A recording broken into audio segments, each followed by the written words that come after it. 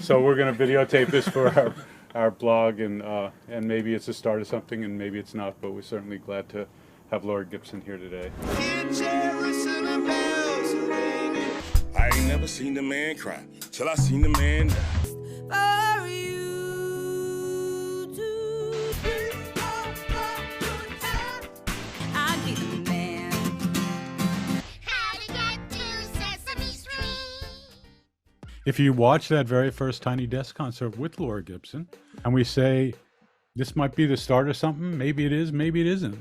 We didn't know. And sometimes it's just straight inspiration that makes something great, and not a lot of planning. It's become so big that I feel a little bit dissociated from its beginnings, just because I've become a fan, and I often I love seeing bands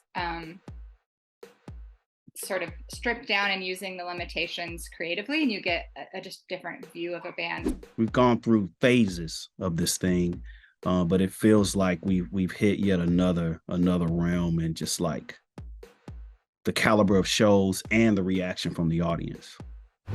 Girl, who is it playing with? I didn't know anything about Tiny Desk. I really didn't.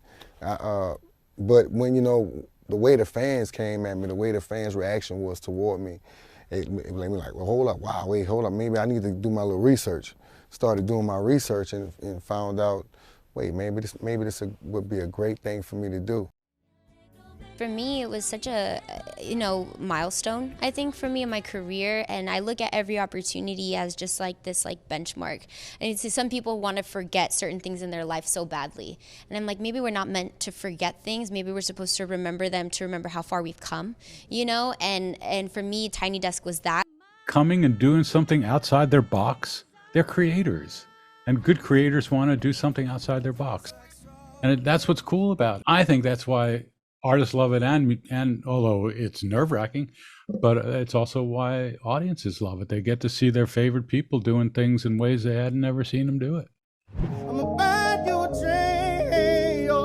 The thing that most people talk about, which was a jumping point, was when Franny Kelly, one of the NPR employees, brought in T-Pain. I know everybody's wondering where the auto-tune is going to come from. It's okay, I got it in my pocket. It's totally fine. It was the first time we'd ever gone viral, so it was an initial shock, like, wow, like NPR is cool. You know what I mean? The one thing we always tell the bands before they get here is that you're walking into a real office. That's a real desk. There's nothing in the room that feels like a studio. Sort of an equalizer in a way. It's that, it's the same size, the desk is the same size no matter who's playing at it. It's the same limited audience and same cameras, and so there's something really lovely about that. We still hang our hat on discovery. Those are the things I care about most. Providing a platform for an artist who doesn't have a big name. I mean, you look at what we do with the Tiny Desk contest.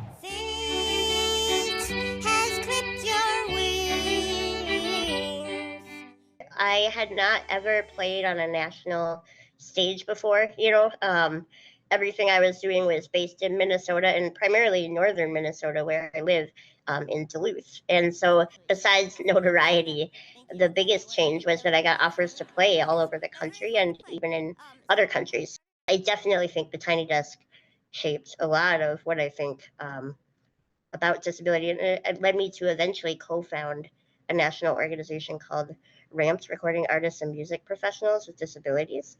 Disability culture is part of diversity, so let's work on making this industry more accessible. And I know that the Tiny Desk gave me the platform to do that. I hope the series never just goes to the getting the big names and getting the big numbers. I don't care about that stuff. We're not making a difference in Taylor Swift's life, in terms of her growth. But if we can turn people on to someone they've never heard, that's always been my 35 years at NPR. That has totally been my goal. Aside from meeting my husband, the Tiny Desk is probably the most pivotal moment in my life.